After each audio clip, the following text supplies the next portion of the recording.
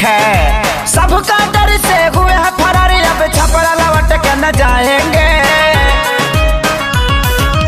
नूनी रोटी खाएंगे, जिंदगी संग ही बिताएंगे। ठीक है। नूनी रोटी खाएंगे, जिंदगी संग ही बिताएंगे। ठीक है। कैसो कैसो प्यार भइल, इनसे इजहार भइल। ठीक है।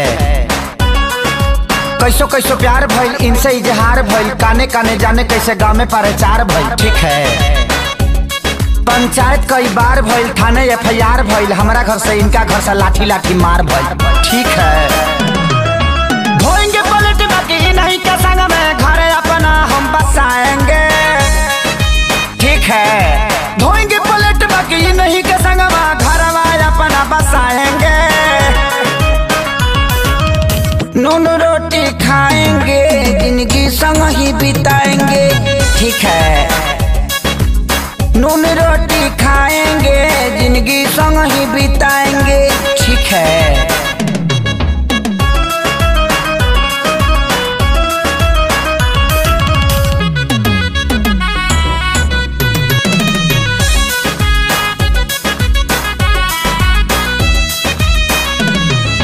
जाड़ा वाला रात रहे, माघी बरसात रहे। ठीक है।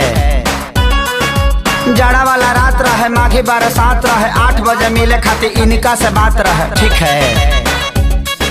मिले वाला धुन रहल, देह में जुनून रहल। काट लेलस कुकुर साला, हर हर खून बहल। ठीक है। गोली भोले मारी दी कोई, इनको न हम बिसराएंगे। ठीक है।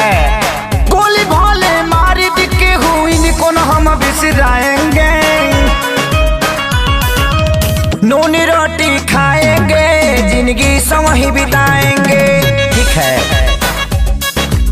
नून रोटी खाएंगे, जिंदगी संग ही बिताएंगे। ठीक है।